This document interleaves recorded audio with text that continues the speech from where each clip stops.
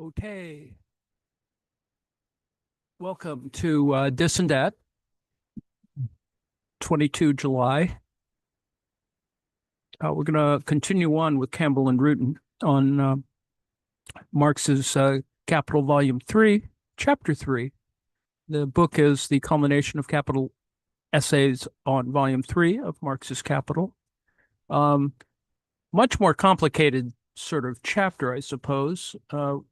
The basic idea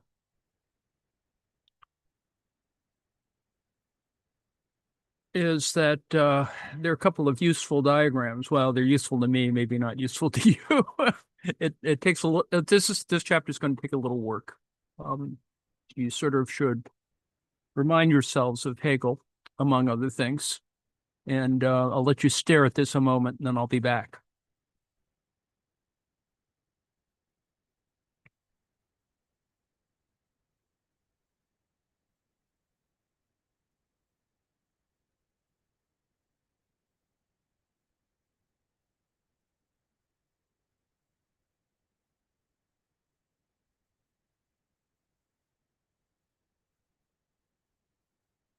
There are two figures in this chapter, figure 3.2 and the following. Maybe you'll see it better now. The idea of capital in general, and the idea of capital in general, I think, is just simply to think perhaps about the general intellect in some ways. You see before you 9 squares, and they're in a matrix of 3 by 3, and the first row is about volume 1. The second row is about volume 2, and the third row is, yes, volume 3 of capital. And in the top set of columns, you have universality, particularity, and individuality. That is commonality, difference, and systemic unity. And all this is, as I said, you probably have to drag out your Hegel, but in the row column, that is reflection into self as opposed to reflection into other, which I just went through, you have universality, that is self-relation, particularity, self-specification, and individuality as singularity. So yes, it's a lot of language, a lot of mumbo jumbo, I suppose, but it is it signifies both an ontological and epistemological set of relations that I think is still useful. It is a way in which you can think about capital. Now, this is Marx's Capital on the one hand. On the other hand, once we begin to see that this does apply pretty much to how capital itself operates, and things in reality begin to operate this way, you can see that this frame is not a bad frame. It's not a bad filtering. Now, 3.3 figure shows how you can, once you've sort of figured out all of these different things, that the idea of capital in general, that is, it has certain ontic elements, becoming, and as knowledge, it expands. And pretty much that's kind of how capitalism operates. So you can see here, commodity, money, capital, CMC, remember CMC, and the becoming of capital is what Marx is talking about. How is it that we go from beginning with the commodity to help explain all this stuff, how we get to money and then to capital? And they are distinct in many ways, and where they come together is probably the most important element. And so you can see the P, U, and I in the vertical here as the extension down here of P, U, and I, or UP and I.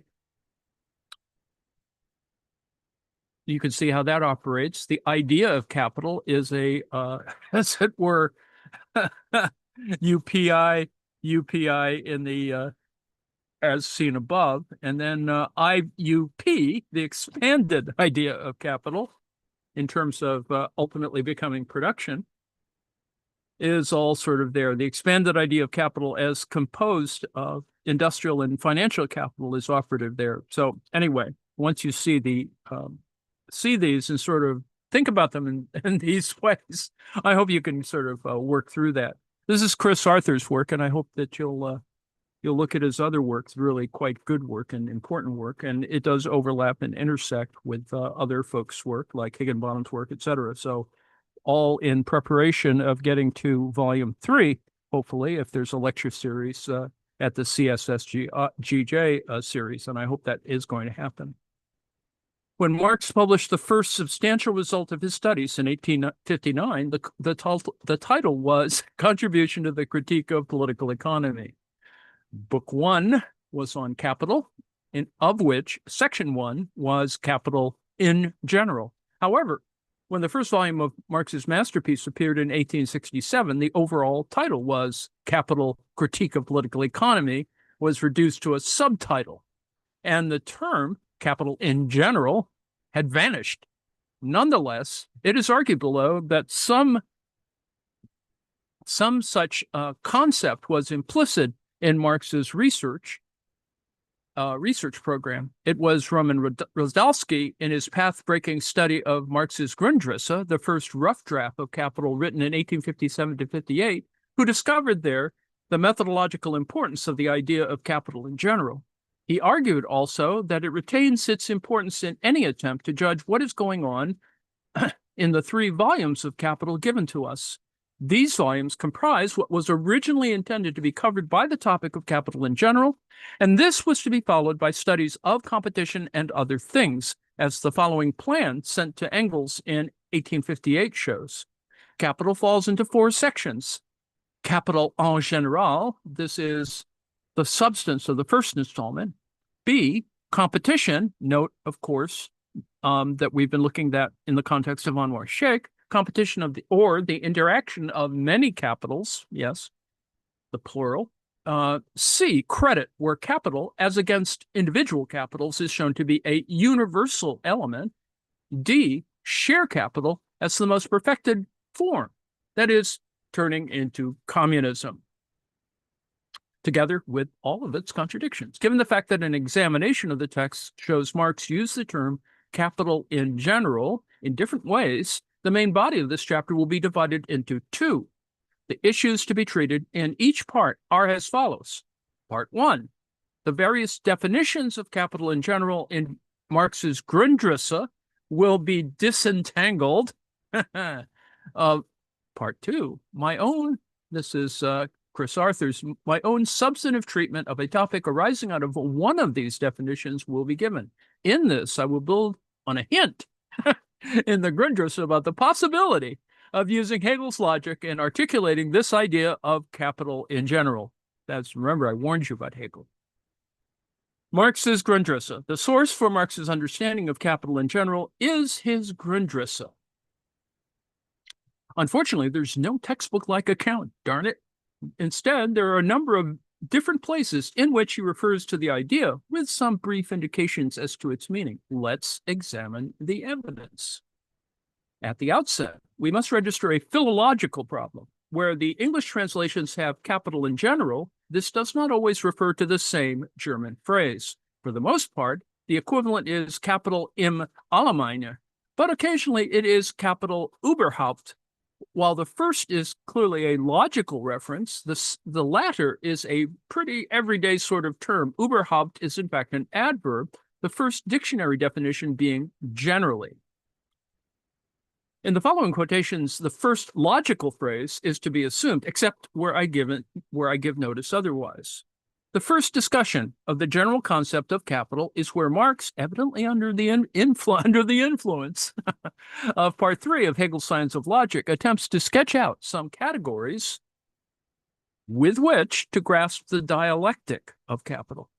He divides it into generality, particularity, and singularity. These are all in their turns subdivided triadically according to the same logic. Darn those triads. So, capital 1, generality. 1, the generality of capital. A, emergence of capital out of money. B, capital and labor, mediating itself through alien labor. C, the elements of capital dissected according to the relation to labor, that is, product, raw material and instrument of labor.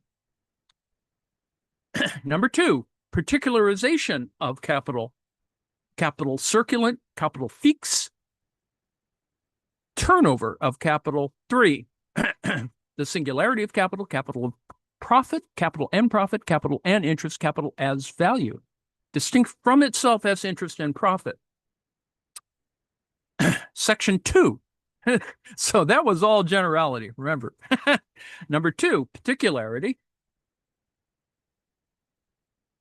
Particularity, 1, accumulation of capital. Number 2, competition of capitals, plural. 3, concentration of capitals. Number 3, singularity. That is Roman numeral 3. Above was Roman numeral 2, and we began with Roman numeral 1. Roman numeral 3, singularity. That is, number 1, capital as credit. Number 2, capital as stock capital. 3, capital as money market. Now you can see here that this allows the possibility that we see in other, subdisciplines, modern money theory, et cetera. There's a way in which you could probably approach MMT with the same kind of logic. Now, I've got to hunt around and see if somebody has written something on that, et cetera. It will be seen that Roman numeral 1, generality, divides into capital's production. That is the general moment covering some of the topics of Capital Volume 1, its particularization, part of Volume 2, and its singularity, profit and interest, i.e. part of Volume 3. So even if all 3 volumes fall within capital as generality, one can still say that relative to each other, Volume 1 is at the level of the general, and the following volumes, 2 and 3, at the level of the particular and the singular. So note that general, particular, and singular are defined here, one being more generalizable than the other, right? The next relevant passage is some 35 pages later, where Marx differentiates capital in general. Here it's differentia specifica as a value form from a particular form of capital and from an individual capital as distinct from other individual capitals. This is, again, an important reminiscence of the moments of Hegel's concept.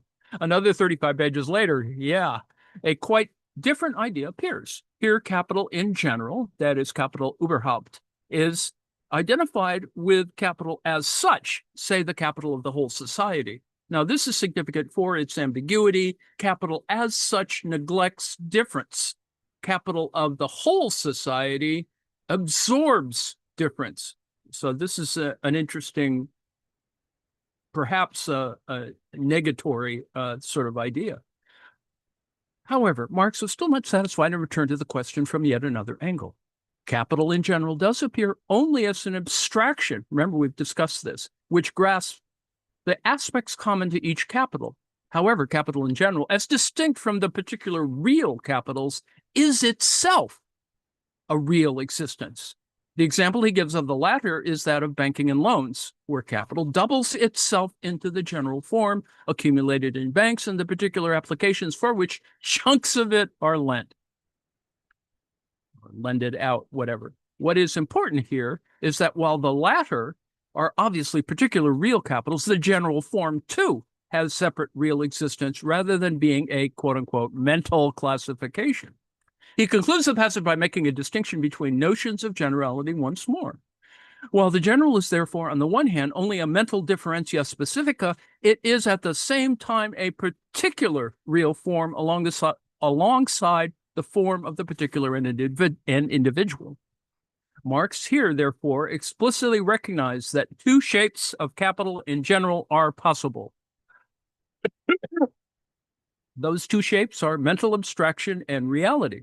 But he does not go on to address their methodological pertinence. Yet it is clear enough that very different kinds of argument would be supportable on their basis. And this gets us back to the original questions raised in David Harvey about the argumentation of Volume 1.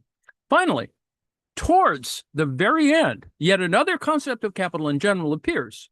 Capital in general is not mere abstraction. If I regard capital as the general economic basis of a class as distinct from another class.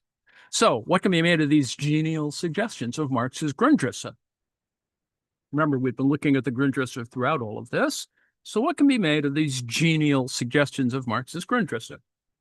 In my view, that is Chris Arthur's, Marx does not stop to articulate a preferred account of capital in general, and one is forced to suppose that he thought all the accounts given have some validity.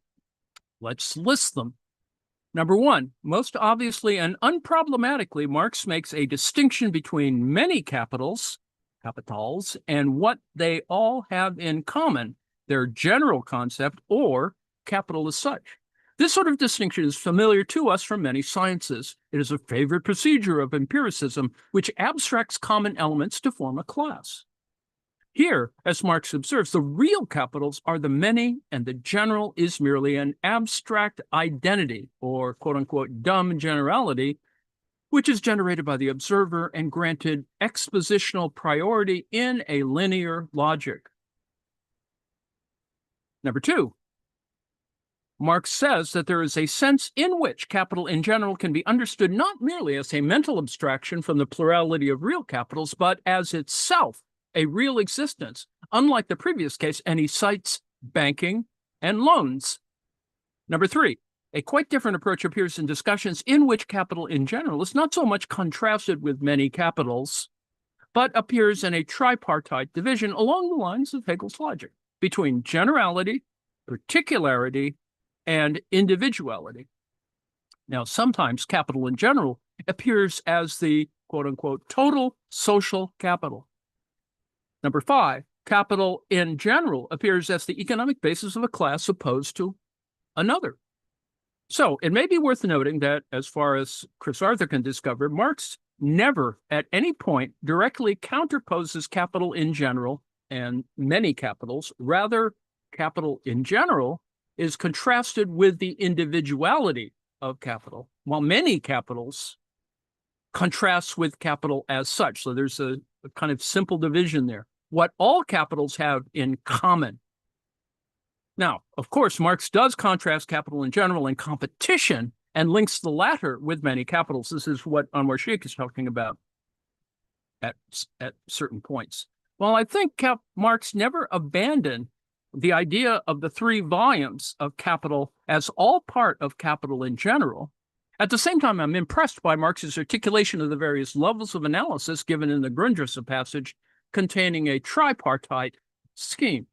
In this chapter, then, I'm concerned, Chris Arthur is concerned, primarily with developing the sense of capital in general, in which it is part of a tripartite logic in which the general contrasts with the particular and the singular. This is why you have all those threes. Now, the idea of capital in general, it's a 9-point plan. It will be recalled that in Marx's Grundrisse, there's a plan given on page 44, organized in Hegelian fashion, according to the three moments of the concept. But each of these categories is further divided by Marx into three on the same principle. I call this, therefore, Marx's 9-point plan. Marx's Grundrisse makes continual reference to Hegel's logical apparatus, while Marx never succeeded in making clear to himself just why Hegel's logic was so relevant to the dialectic of capital. I believe that the answer to this is that capital as a value form is constituted through the abstraction from the heterogeneity of use value inherent in commodity exchange in such wise as to acquire an ideal reality, which then imposes itself on material production.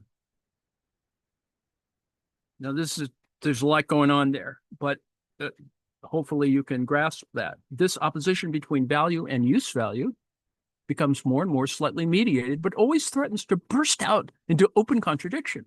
In my view, the idea of capital is objectively present only if, in imposing itself on production and circulation, Department 1 and 2, its logical dimensions find corresponding material instantiations. Now, this is why Chris Arthur thinks that Marx was on the right track in borrowing logical categories from Hegel. It is appropriate, therefore, to examine Hegel's science of logic in order to discover anything which will help to illuminate our investigation of the dialectic of capital in general, especially of a 9-point plan. The key chapter for our purposes is the first full chapter of the last part, entitled The Notion, which argues that this must be taken as the unity of its three moments. Remember, we looked at U, P, and I, universality, particularity, and individuality, UPI for short, while, moreover, it is perfectly present in each at the same time. So, right, it's a dialectical thing. So on the one hand, you see these individual things, and yet you can perceive the whole, the totality, as it were.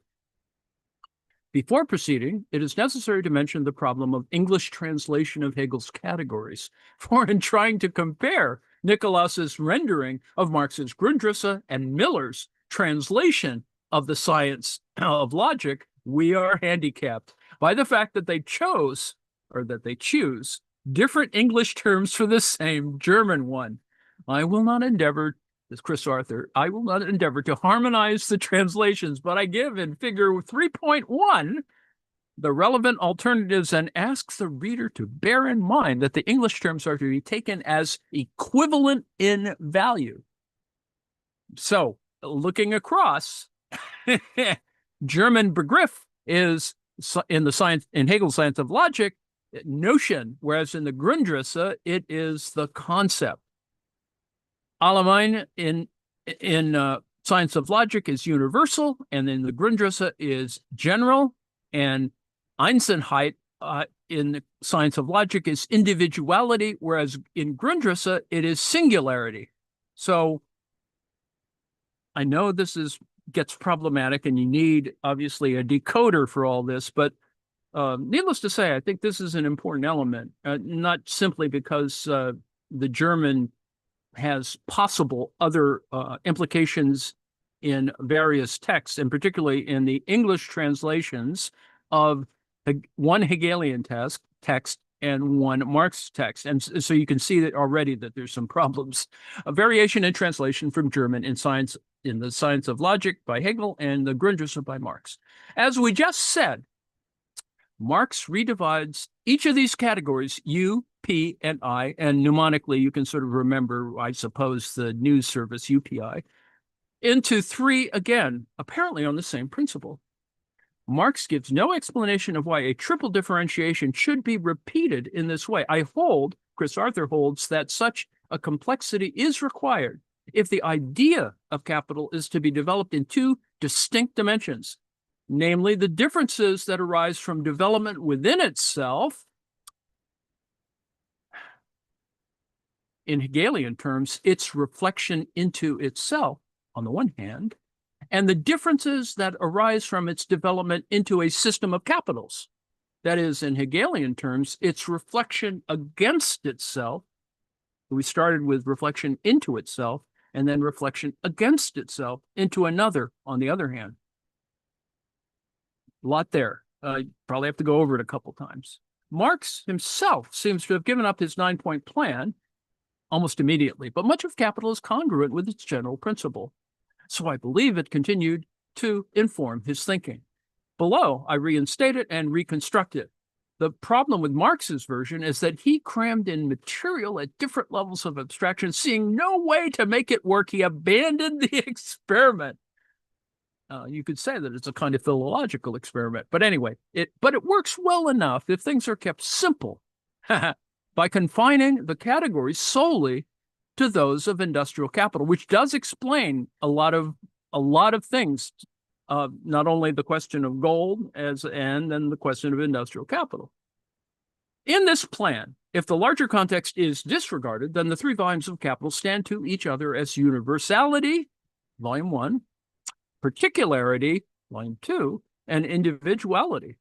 Now, while volume 1 addresses the most abstract general determinations of the concept of capital, notably valorization, volume 2 addresses the various particularizations of capital in its movement, that is, the metamorphoses of capital, and volume 3 addresses both the forms of appearance of capital in actuality as single sources of profit while yet bringing back these individuals to the universal through their integration in a systematically determined competitive struggle for profit. The upshot is a single totality governed by general laws of motion. Wasn't that simple? Well, wasn't it all that simple? Well, it for some people. Now, needless to say, we're back to where I began this lecture with this reading with the idea of capital in general and the diagram figure 3.2, which I would hope that, folks would sort of think and see where all these things go. Obviously 9 is a factor related to 3. So if you go up to the upper left and think about reflection into other as opposed to reflection into self, you can see the basic division, the interior versus the exterior, endogenous versus exogenous. All that's there. You see, the logic is there. And you can see this as you move forward in political economy to see that these distinctions are ultimately not problematic distinctions. You just have to see the categories here as workable and that fit into the reading of the 3 chapters. And note, of course, that this has the problematic element with the proviso that, Engels and his editing, et cetera, et cetera. So 2 and 3, the particularity and the individuality, perhaps, the process of circulation of capital and the process as a whole are, as yet unfinished, as ever unfinished. Now, let us proceed to that is Chris Arthur's reconstruction, which is set out in figure 3.2. This gives, in the form of a 9-box diagram, the categorical structure of capital as I understand it. Before I explain the diagram in detail, it should be noted that although the moments of the concept, big C, express themselves in both dimensions just mentioned, this is in subtly different ways. The horizontal movement starts from universality considered as something capitals have in common, their abstract identity with each other, thence to a moment of particularization that allows for a set of differences to emerge such that different species or fractions of capital may be developed. And individuality here refers to the unification of the differences in a totality. The vertical movement starts from the universal in the sense of the comprehensive, in which capital is self-related. The movement of particularization is one in which the core notion of capital becomes further determined through an inner movement of self-specification. And finally, individuality here asserts the singularity of capital that allows it to be individuated as a capital. At the level of the totality, this individuality makes it a single whole, a self-grounded system.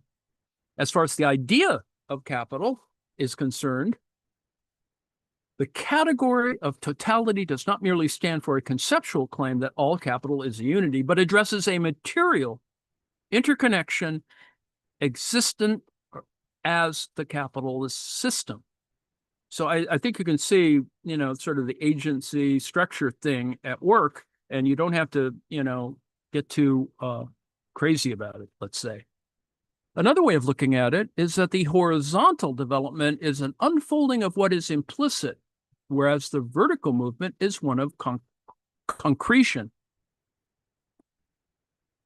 There are, in truth, 2 ways of treating the particularization of the universal. For an analogy, let us work them through in terms of the example of human being. Now, one can say that the most essential difference between human beings is sex, or gender. But, sex at the biological level, gender at the level of expression. But this can be expressed in 2 different ways. Either one can say the category human being embraces both men and women, or one can say that each human must be a man or a woman. And you can see how that game is being played out by the right wing. It must be one, but cannot be both. And then you have to look, to other issues. Along the first extensive route, each and every human being is grasped as one among many, considered as one of them. Along the second intensive route, a human being is individualized as the concentration of diverse determinants. That is, male, white, bearded, etc., and not female, black, etc. Hence, considered apart from others. On the extensive dimension, all the different human beings are yet considered in their unity. On the intensive dimension, a complete picture of this special person is built up. Now, what of capital? Insofar as capital exists as unity and difference, then both of these kinds of particularizations are relevant. Insofar as different capitals are part of a connected system, then categories which make possible difference between capitals must be developed and then connected across capitals. Insofar as capital is a single whole, its own specifications must be brought out and concretized. For example, the general rate of profit and its movement going down rows. The intersection of rows and columns makes the whole scheme more complex, of course, needless to say. Let us now turn to the detailed exposition of the idea of capital outlined in Figure 3.2, beginning with box 1, the capital relation. This represents the core idea of capital. The categories in play here presuppose and incorporate earlier ones, such as commodity and money, of course. But these are not categories of capital, but of the value form, of which capital is the highest expression of the value form. We shall come back to the logical becoming of capital later. The simplest way to define capital is to say that it is ideally the movement of self-valorization, and that this relation is materially grounded in exploitation. Box 1, therefore, constrains the origin of the whole scheme of the articulated idea of capital. It is the most abstract beginning in that it is determined as capital in general, so to speak. However, in another sense, it is nonetheless a beginning that is concrete in itself because it has the inner difference and unity of difference making up the concept of valorization. Now, valorization is not a simple category, for it is the outcome of the movement whereby the initial amount of money, big M, capital M, generates a difference from itself, namely a surplus value, which is yet posited as an increment of M, i.e. M prime, thus identifiable with the principal and united with it in a new sum of value. Now, Marx treats this development in these terms in the first volume of Capital. However, this relates to the form of valorization.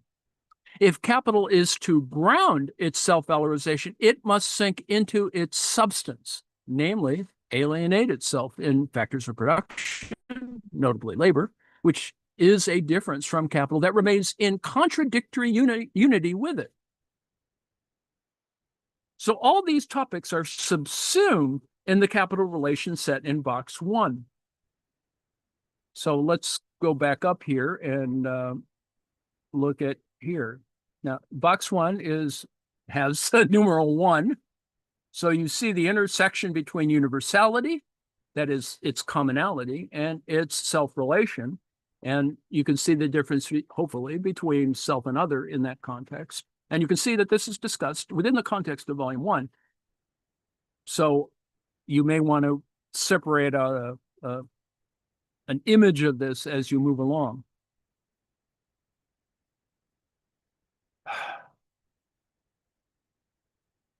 All capitals have this capital relation in common, but there are within each capital 2 distinct fractions, which play particular roles in the process of valorization.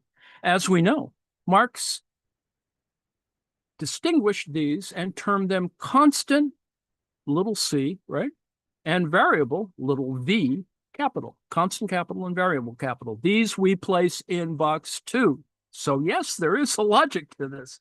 However, these are yet precisely fractions of the totality of capital which achieves its wholeness in its fully developed relation to itself and keeping within itself the valorized value it throws up, making this itself capital, now accumulated capital. Thus, in box 3 is placed the category of accumulation. So you can see there's something's going on here. The general significance of valorization is that through this process, capital produces itself. This is the theme of the first row. And the category of accumulation given in box 3 signifies that the result of its productive activity achieves its wholeness by bringing together the result of valorization within its own valorizing movement in a spiral of accumulation. Marx goes to some trouble to argue that accumulation is essential to the concept of capital, both in the sense that without it, capital collapses to just merely a mere sum of money, indistinguishable from money intended as means of circulation. You know, the difference between money as commodity form, or money as form, and then money as commodity form, perhaps. All right. Marx goes to some trouble to argue that accumulation is essential to the concept of capital, both in the sense that without it, capital collapses to a mere sum of money, indistinguishable from money intended as means of circulation, and that capital oriented to valorization cannot be considered to have fulfilled itself in a single circuit. There are multiple circuits, right? Must throw itself again and again into circulation together with its increment, right? Any deduction from profit made to defray the living expenses of the capitalist is an unfortunate contingency, however necessary to the capitalist, in which role as consumer of capital he acts in contradiction to his role of capitalizer. Marx also ingeniously reworks even the conceptualization of simple reproduction so as to demonstrate that the apparently eternal capital which provides the capitalist with his revenue is better conceived as itself virtually accumulated capital. For the capitalist would long since have consumed his principal had capital not been fructiferous. Yes. So there is obviously an organic relation. Marx also demonstrates in detail the dialectic of capital and labor inherent in accumulation at the level of capital as a whole, namely the way in which the common drive for exploitation works itself out systematically in centralization and concentration of capital, and notably the generation of the reserve army of labor. The whole first row, compared with the following rows, is characterized as the universal. So is the first column from the perspective of a columnar sequence. It will be recalled that I argued these universals are subtly different from each other. In some ways, both represent determinations common to all capitals. The row categorizes the essentialities of capital as such. It is not therefore to be understood as the basis for subsequent differences that arise between capitals, but as being what capital as a whole is all about. The generality of the first column, by contrast, stands toward subsequent columns as a generality that allows for the common character to achieve distinctly different specificities. Yes, I know, that's you're going to have to go over this again. The second row is a differentiation of this universal into its specific moments, its movement within itself. The first row concentrates on the relation of capital to itself as a whole, issuing in a spiral of accumulation. What is left out is the inner movement that allows the result to emerge as a result. Accumulation requires capital to throw itself again and again into circulation, so that the next term of the categorical exposition is to consider the circulation of capital in the second row. So you go from, first row to second row, right? And you go outward, first column to second column. So you can see, anyway, the secret square. This develops capital's inner determinations as they emerge as moments of its circulation process. It is important to understand that there are two meanings of circulation, one narrowly defined as against production, the other, that meant here, that is referring to the entire round of capital's movement, including the phase of production activity. Marx refers to this sort of particularization when he mentions that such categories as fixed and circulating capital, fixed capital and circulating capital, are essential particularizations posited within the concept of capital in general. Capital in general is not an arbitrary abstraction, but an abstraction which grasps in the specific characteristics of capital, and the distinctions within this abstraction are likewise abstract particularities which characterize every kind of capital, in that it is their position or negation, for example, fixed capital or circulating capital, period. Just so all those which Marx expounded throughout volume 2, the book on particularization par excellence. And if you've read volume 2, you can see how he tries to do that numerically and algebraically. A good case of this is a differentiation of capital into departments, 1 and 2. These departments flow conceptually from the inner character of logic as producing itself through combining produced means of production and labor power as an exploitative process. Clearly, these factors point to the existence of other capitals whose circuits provide their conditions of existence. The two main departments of reproduction, for example, are not to be seen as two stages of production, which people often do. Following the scheme that produce workers' consumption goods, we must first produce the instruments of production. Rather, they are to be grasped as formally different in that their outputs must be interchanged such that each department absorbs output from the other, right? So it is an exchange relation, not a kind of transformative sort of thing, or there is a succession or a sequence, but not necessarily a succession, let's put it that way. So in my account, this Chris Arthur's account, the universal of valorization of the first row is differentiated according to formal considerations in the particularity of the second row. The second row, however, also follows the dialectic of the concept, beginning at box 4, the metamorphoses of capital, with the general considerations that capital moves in a circuit of forms, namely money capital, production capital, and commodity capital. Now, obviously, this is very complicated from, just thinking about it and as language, but let's take a look. So, capital relation 1, constant and variable capital 2, accumulation of capital, and accumulation of capital includes the reserve army of labor, etc. Now we're on row 2. You see, now it will be of greater interest later on to look at the diagonal, but let's not go there yet. So we're at row 2, particularity, self-specification, volume 2. So we've gone through volume 1 in a logical progression, I would hope. And then we look from universality and self-relation to self-specification, right? Okay, let's get back down here.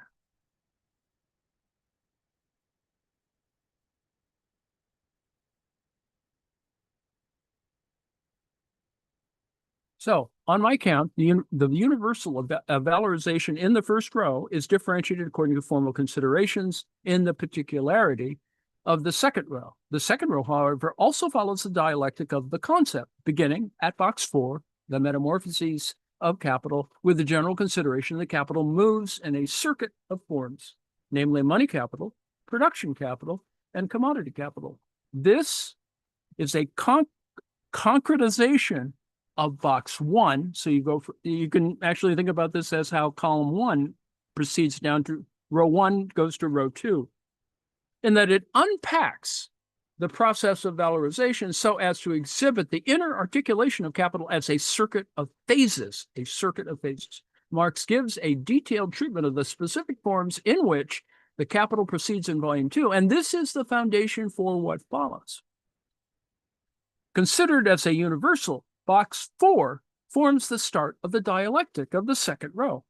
So if we look at this circuit from the standpoint of discovering the specifically different circulatory determinations that affect the telos, the telos of valorization, just as we discovered in box 2, the constant and variable capital have a different function in the production of surplus value, then the crucial question is the turnover time, which is just as important for accumulation as the absolute rate of exploitation. For it turns out that different fractions of capital turn over at different rates. As a crude first approximation, the categories of fixed and circulating capital emerge here at box 5. Remember, I was talking about the diagonal, right? The category of reproduction of capital set in box 6 considers all these developments in their totality. The general notion of reinvestment of capital together with the circulation processes just analyzed give rise to the idea of capitals acquiring their inputs from each other and disposing of outputs both to each other and to the working class. From this development of the circuit of capital into a circuit of circuits, Marx created one of his most original and striking contributions. That is the concept of capital as the reproduction and circulation of total social capital through the interchanges, this is a system of exchanges, between departments differentiated in form according to the destination of the outputs.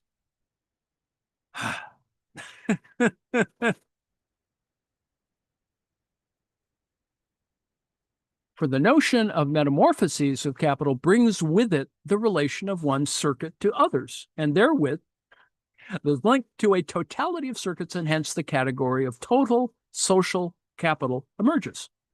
The departments assign capitals to different fields in accordance with the principle of the second row, but these are structured as differences within total social capital in accordance with the principle of the third column.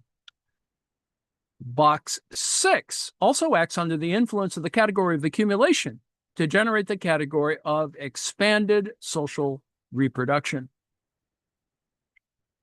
The third row, the unity of production and circulation of capital, is our next topic, and it is to be developed as shapes of the singularity of capital, right? We've moved more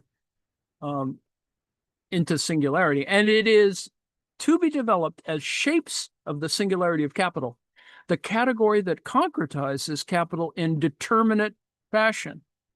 The substantive themes of the third row are singular in that they specify in determinate fashion the way in which capital measures itself against itself in the notion of rate of profit, general rate of profit, and falling rate of profit. Box 7 contains the general idea of this, that to be capital is to have a definite rate of profit, at least in one moment. In measuring itself against itself over time, capital determines its singularity as against the general notion of its production of itself through its metamorphoses. Here, the wholeness of capital is asserted over the face of its metamorphoses, while at the same time the difference that emerged from it, that is, namely the incremental profit, is brought into relation with the principle, that is, the cost price, to yield the defining property of capital, that is, its rate of profit. So, it's the same thing that we've been looking at in a different context, but there's cost price and there's ultimately rate of profit. Since this is what all capitals have in common, it is at the same time the starting point of the row.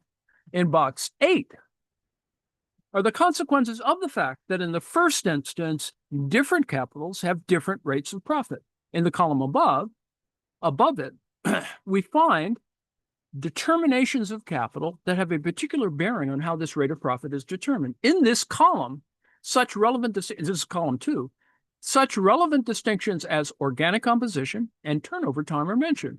Now, these are brought to bear on the process of competition, and that is singleness reflected against itself for capital.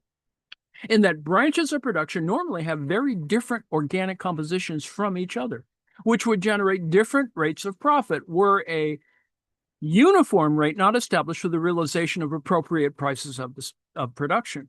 Now, notice the necessity, somewhat underplayed by Marx, to do a transformation based on turnover times as well as the organic composition in the static sense. This is actually an important concept and one only hinted at, but that it is dynamic and not static, and to retain it in its static state creates complications.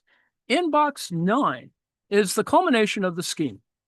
When capital is treated as a single whole, we're on the diagonal again, a single whole, its systematic tendencies, its inherent laws of motion emerge.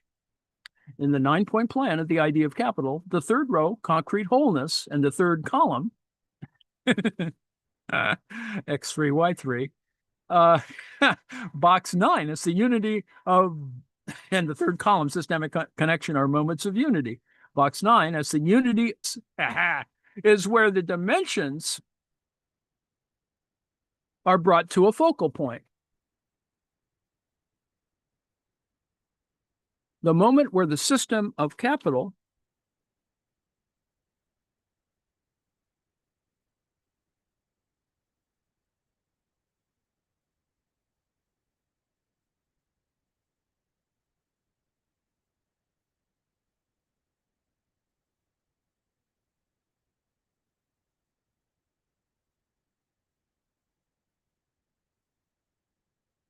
I hope I didn't get cut off. In box 9, the culmination is the culmination of the scheme. When capital is treated as a single whole, its systematic tendencies, its inherent laws of motion emerge. In the 9-point plan of the idea of capital, the third row, concrete wholeness, and the third column, systemic connection, are moments of unity. Box 9, as the unity of both of these unities, is where the dimensions are brought to a focal point. The moment where the system of capital achieves its individuality.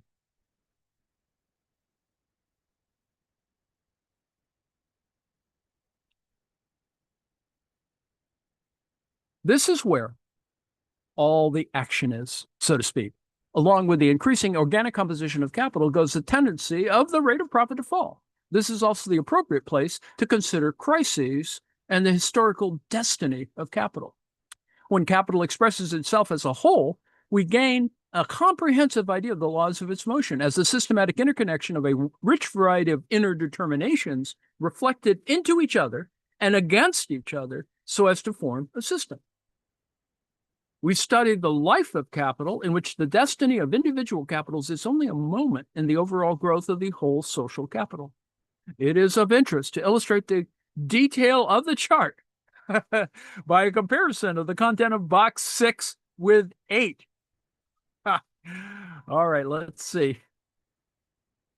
Let's go back up here and look at box 6 and 8, where here's 6, reproduction and circulation of total social capital via departments, and 8, branches of capital with different organic compositions, that is, competition and prices of production. I'm sort of getting there in the Anwar Sheikh lectures. Yes, I know. We'll try and bring this together. Hopefully, people will think about it.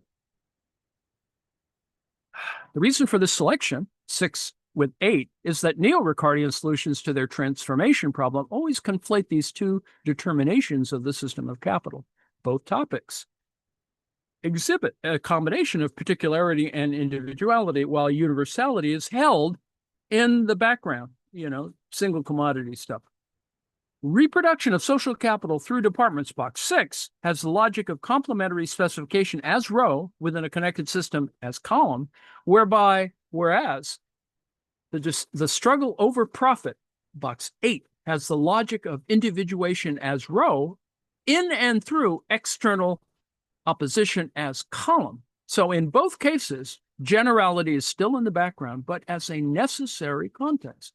For example, the first presupposes that all capitals require purchases and sales, while the second presupposes that all capitals are concerned with maximizing profit. And there is a given aggregate surplus value. So what follows? These topics are so different, they should be considered separately, as Marx did before their integration. The chart allows the required logical space to separate them. In the same way, the logical apparatus deployed here makes possible the comprehension of the transformation problem as a function of the site of intersection of row and column. Darn it. Box 8 is not merely, as columnar, the emergence of difference between capitals, here different organic compositions and rates of profit, but as row, it is reasserted wholeness over against the inner differences emergent between branches of total social capital. So note that we're looking at specific relations within themselves and with, contiguous stuff. So together, the immediately posited differences in rates of profit in different branches are constrained by the general rate of profit, characterizing the individual whole while allowing the play of difference in competition. So you can see kind of what's going on here, right? There is, as Sheikh is talking about, the competition is the issue. It remains the issue. but you do have this overall sense of structure. Thereby, the positing of a uniform rate of profit identical with the general rate of profit of total social capital results in the difference posited systematically, namely the assignment of the appropriate individual prices of production. That's where we're going in the Shake lectures. So 2.2. He said this is all, kind of looking at the front end, and which is why I would assert that the Grundrisse had gained its importance, because we're still in this kind of wave of Hegelian examination of things. Needless to say, parallel to this was an entire anti-Hegelian, activity, anyway, in a variety of places. 2.2, Marx's Capital, a comparison. If we step back now to compare with Marx's work, that is Chris Arthur's reconstruction of the idea of capital, the following observations are in order. Following Marx, the whole scheme I refer to as the idea of capital in general, in contrast to further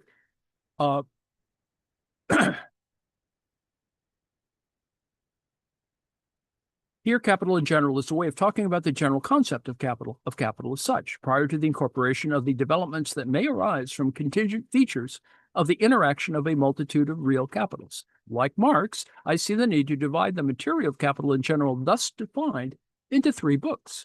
Not only does each of the books have within it the structure of the concept, U, P, and I, we've talked about that before, they stand to each other as follows. The first book, Capital in General, in the Hegelian sense, where generality is distinguished from particularity and individuality. The second book, Capital in Particularity. The third book, Capital in its individuality. Unifying determinations from the first 2. Thus, that is Chris Arthur, combine in appropriate ways both of these usages of capital in general from Marx's Grundrisse. That is, capital in general, as a general idea, is what Marx calls capital as such, or in its concept over against competition. But within this idea of capital, we have its essential form determinations comprising 2 dimensions of the conceptual scheme, U, P, and I. Reminder, you go back to figure 3.1 to see how that is cross translates to get decodes in the difference between the Grundrisse and capital, and that it's another one of those translation problems from German. Substantively, I follow Marx in thinking of the first book as concerned with the production of capital, and of the second book as concerned with the circulation of capital. Just that's what Marx said it was, or what Engels said it was anyway. For the third book, I would be inclined to restore Marx's original rubric, capital and profit. Of course, compared with Marx's original, my own reconstruction allows for a stronger case for this, in that Marx has much else in this volume 3 than is comprehended in my third row, needless to say. Some of these areas I will mention shortly when I discuss financial and commercial capital. That's why all of this arm waving with Michael Hudson, et cetera. This is why we look at all 3 volumes. Marx picks out in volume 1 some systematic tendencies of capital accumulation, which it might be thought better placed in box 9. In particular, a striking feature of Marx's first volume is the chapter on the historical tendency of accumulation. Let us consider this issue. In my plan, I hold it back to the end because it seems paradoxical to present the downfall of capitalism before all its structures and tendencies have been explored and its capacity to absorb and restructure emerging contradictions considered. This is that front-loading problem I've mentioned before. On this basis, one might conclude that Marx's Volume 1, Chapter 32 is out of place and should have been held back. Well, this is that front-loading problem again. A possible reply to this complaint is that whatever other barriers capital confronts in its own development, its supersession can only be the outcome of bringing to a head all of those contradictions inherent in the capital relation and accumulation. Thus, it's possible to present this outcome abstractly, having developed those notions. Perhaps the procedure may be explained by comparison with Marx's pointing out the possibility of crisis inherent in the metamorphoses of commodities through money. In both cases, it's clear that a wealth of more concrete determinations would be required to pass from the abstract anticipation to a comprehensive grounding. Thus, a full treatment of the historical destiny of capital may yet be abstractly anticipated at the level of Volume 1. Thus endeth front-loading. 2.3, an alternative exposition. It is a formal consequence of this 9-point plan that it would be logically possible to develop its argument column by column instead of row by row. So instead of going down, we go across. On this basis, the scheme would start with the first column and deal with the common characteristics exhibited by capital, beginning with valorization, ending with its rate of profit. Then would follow the second column, and all the distinctions that are relevant to the quantitative determinations of this rate of profit would be addressed. And finally, using the material grouped in the third column, the overall dynamics of accumulation and reproduction would be treated in a book called The Process of Accumulation of Capital. Each column would traverse at its own level of analysis the phases of production, circulation, and their unity. Now, as far as I can see, the only substantive change to Marx's exposition this entails is that small c and small v and their sum in cost price would first stand for the value of means of production and the value of labor power, since their thematization as fractions of capital, that is constant capital and variable capital, would not occur until later, when it would serve as the necessary general preliminary to the notion of the organic composition of capital and the bearing of differences in this on profit rates. It's worth noting that the problem of the placing of the historical tendency of accumulation considered earlier would be obviated if the books were written column by column rather than row by row, for then it would be deferred to the third book in any case. Well, yes, sir, that's what diagonals are for. The superiority of an exposition following the rows is that it moves as quickly as possible to the idea that capital is conceptually inseparable from the notion of accumulation, that it is a developing yet contradictory whole. For this, the notion of rate of exploitation is essential, but not immediately the notion of rate of profit. 2.4, the larger context. It is clear that this 9-point plan includes only the categories of industrial capital. God. There are two other dialectics relevant to this central idea: its becoming and its relation to financial capital and commercial capital, not identical. Let us address these in turn. First, let us note an ambiguity in Marx's own comments on his beginning. In the introduction to the Grundrisse, there is a clear statement that capital, as the overriding moment of the economic totality, must form the beginning. Yet the Grundrisse itself began with money and ends with a passage on value to be brought forward, while the book Capital will begin with the commodity. Yet next, it's noticeable that when Marx was struggling to draw up the plan of capital, he was uncertain how to present the early chapter on commodities and money. Were they part of the thematization of capital itself, or were they just merely introductory?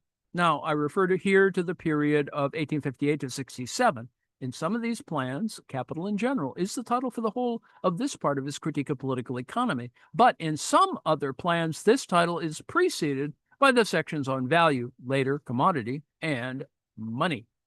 The latter alternative occurs in his letter to LaSalle of 11 March 1858, and these sections are no doubt to what he referred to in an earlier letter, 22 February 1858, when he said the book on capital would contain several introductory chapters. But in his outline sent to Engels on 2 April 1858, value and money are placed as chapters within Capital in General.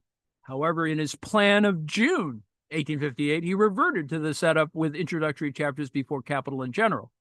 Then, when Marx published the first installment of his critique in 1859, both schemes were in evidence. Its content is organized in the hierarchy on Capital, Section 1, Capital in General, Chapter 1, the commodity, Chapter 2, money or simple circulation, but its preface says that the first part of the first book on capital has the following chapters. Number 1, the commodity. Number 2, money or simple circulation. Number 3, capital in general. Moreover, A, the process of production of capital appears in the original draft of 1858 1859 contribution under the head of Chapter 3, Capital. Chapter 1 was the commodity and Chapter 2, money, but in Capital itself, these chapters are all brought within the book on the production process. Now, perhaps these textual discrepancies are of no importance. However, it might be thought important whether commodities and money are on the same categorical level as capital or not.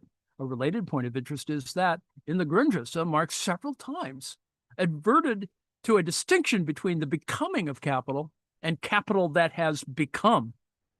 Although the exact moment of this transition is not very clear, the passage that fits our purposes best is thus. This is Marx, quote, as a relation distinct from that of commodity value and money, capital is capital in general. But we're still concerned neither with a particular form of capital nor with an individual capital as distinct from other individual capitals. We are present at the process of its becoming.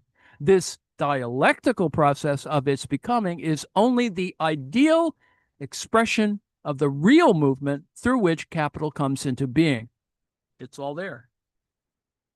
Now, another passage, unquote, another passage spells out this becoming, is Marx. Quote, since we speak here of capital as such, capital in the process of becoming, we are not yet concerned with anything else in addition, in that the many capitals are not present for us. Nothing but itself and simple circulation out of which it absorbs value in the double form of money and commodity, and into which it throws itself in the double form of money and commodity. Close quote. Taking the above considerations into account, Chris Arthur believes that introductory sections are needed to trace the becoming of capital. Reference to becoming should be understood here, not in a historical, but in an ontological sense, and as such preserved in sublated form. For the becoming of capital is a continuous process of production and circulation of commodities and money as moments of the motion of capital itself. Now, such introductory sections would trace the development of the inner presuppositions of the concept of value. These elements can themselves be conceptually ordered according to the determinations of the concept of value, namely, the commodity as the particular, money as the universal, and capital as the individual. The whole is grounded properly only when the general formula gains an adequate content in industry, but what is produced thereby is only mediatedly commodities, for these are subordinated to the real aim, the production, circulation, and accumulation of capital.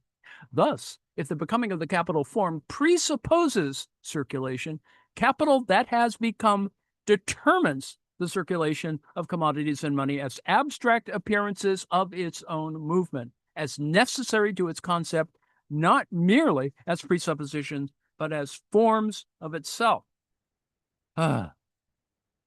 So, the logical prehistory of the concept of capital has to be given before the idea of capital is developed.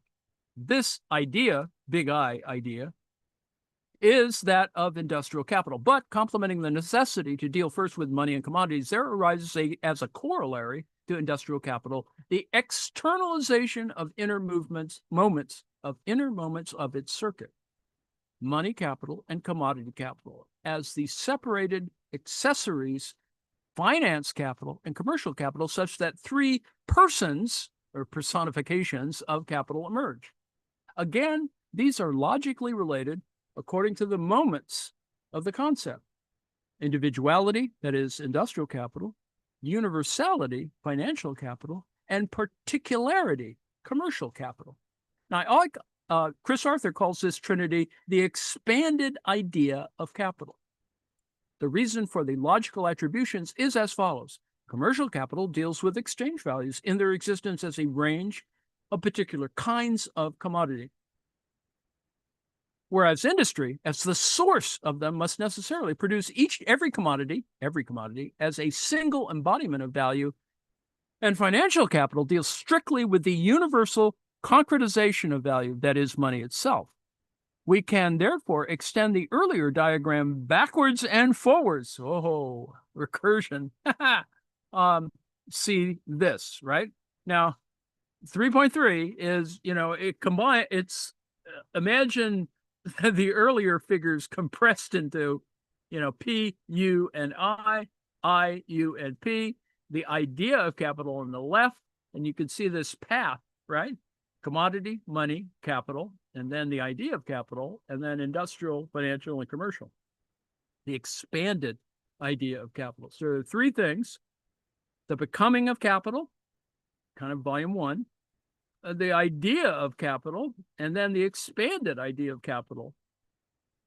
And it seems a little schematic, I know, but sort of follow Chris Arthur on this, because I think he, among many others, develops this idea in a usable place, in a useful place. And all the other things that we've been fiddling around with, Tony Lawson on the ontology, social ontology, etc. All of these other little things we've been fiddling around with, Michael Hudson on financial capital, blah, blah, blah.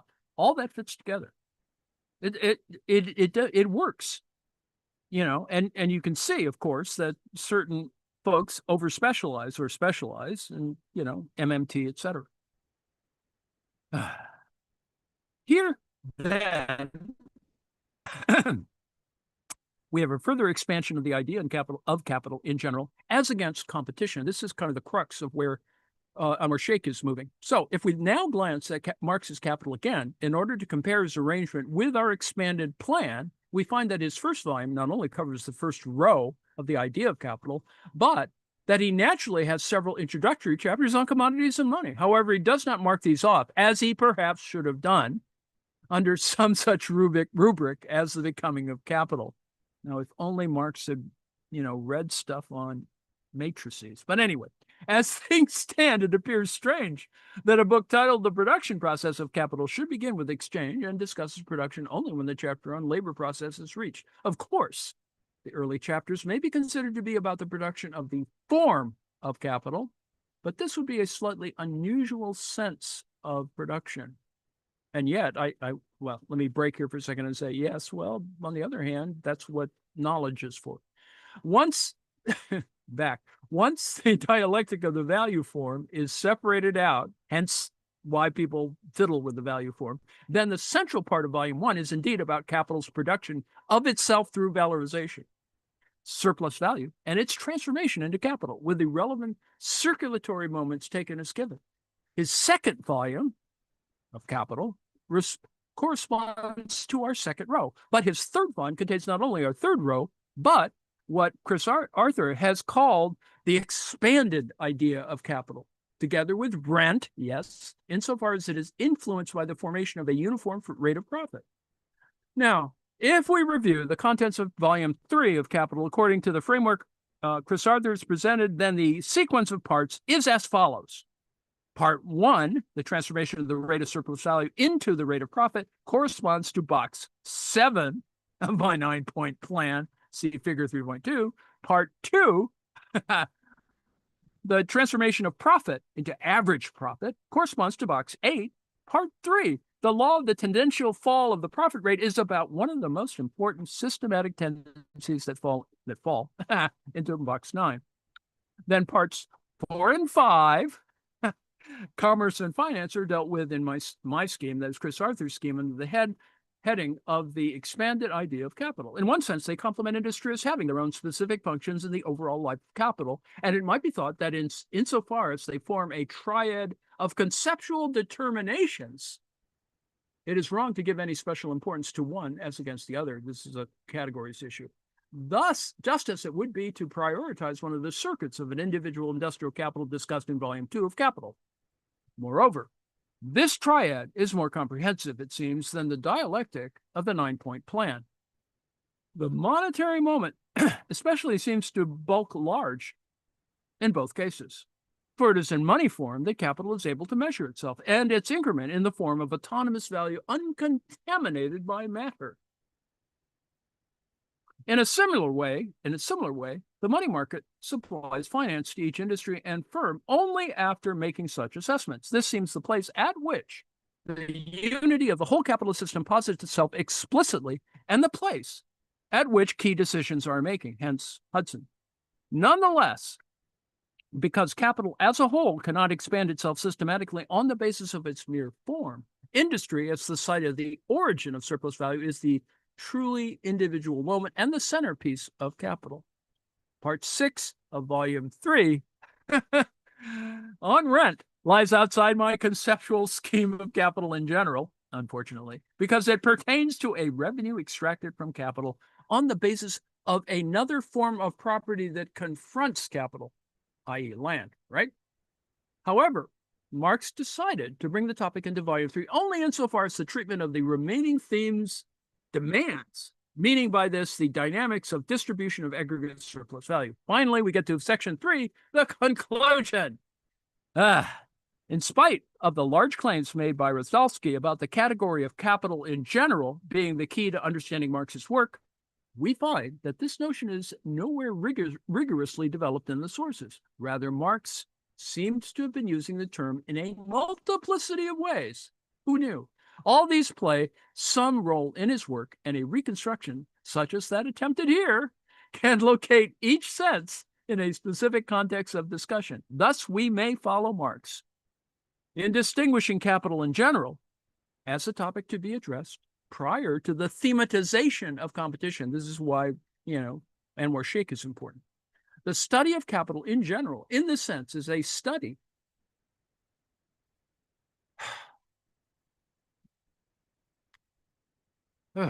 Thus we may follow Marx and distinguish capital in general as a topic to be addressed prior to the thematization of competition. The study of capital in general, in this sense, is a study of its conceptual determinations, articulating its forms with each other in a comprehensive totality.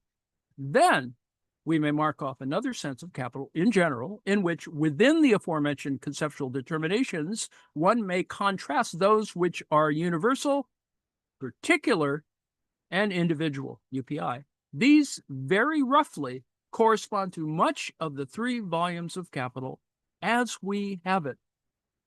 In the main part of this chapter, Chris Arthur developed a reconstruction of this material in the form of a 9-point plan with appropriate extensions.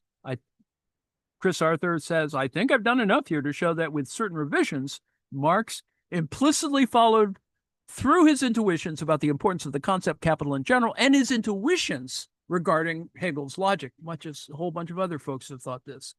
The movement of the 3 volumes of Capital outlines the forms of capital in general, in the first sense discriminated earlier, and their articulation in a systematic whole. In other words, the thematization of capital in general articulates the system of form determinations structuring the capital totality. At the same time, the complexity of our 9-point plan allows us to say that relative to each other, Volume 1 contains a discussion at the level of capital as universality, Volume 2 of capital as particularity, and the first 3 parts of Volume 3 of capital as singularity. The rest of Volume 3 develops essential externalizations and expansions of this concept of capital, and in fact sort of explains Engels. But anyway, Capital in general drops out of Marx's writing by the time he published Capital. Why? Perhaps in the interest of popularization. Remember, that's that front loading again. The logical scaffolding which allowed the construction of the edifice was stripped away, and the forms shown to move on their own basis. Here, however, I have put the logical categories back so as to gain a clearer overview of the dialectic of the form determinations of capital. Why do this? Well, this is a really, important collection of stuff. And as I said, I've been trying to go at this systematically. And, you don't have to listen to me read this again, but certainly I'm going to read it again simply to get this formulation together. Fortunately, I don't have to teach this stuff. So, working out the details is not quite as problematic. But I urge you to think about this because it is possible, despite the critique of Engels as a self-interested editor, that these are useful constructions of how to get through all 3 volumes in a coherent sort of way, and to see that it is ostensibly Hegelian in a useful way. It is not overdetermined as the Hegelian thing might move. And it moves in, of course, where Marx was going with a material direction, and that its dialectic operates not so much as a quote unquote material diamat kind of thing, but you can see sort of what the structure of the ideas are going at, and you can bring in other later 20th century, early 21st century ideas to sort of work through some of the problems.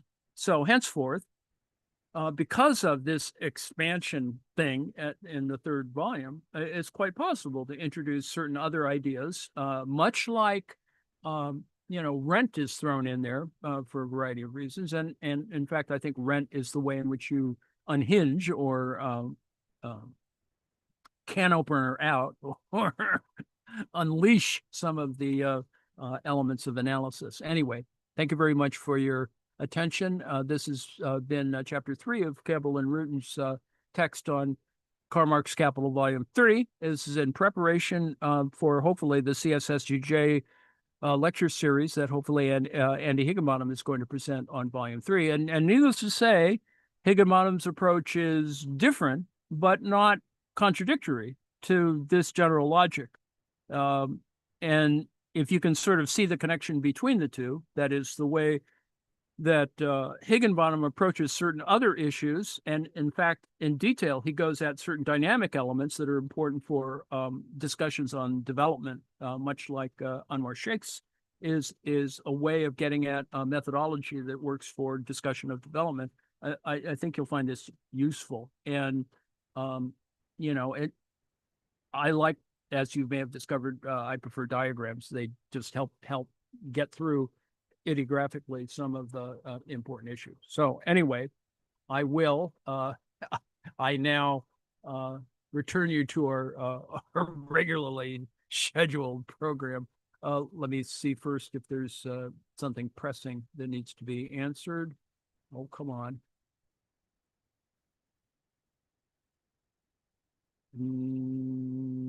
No.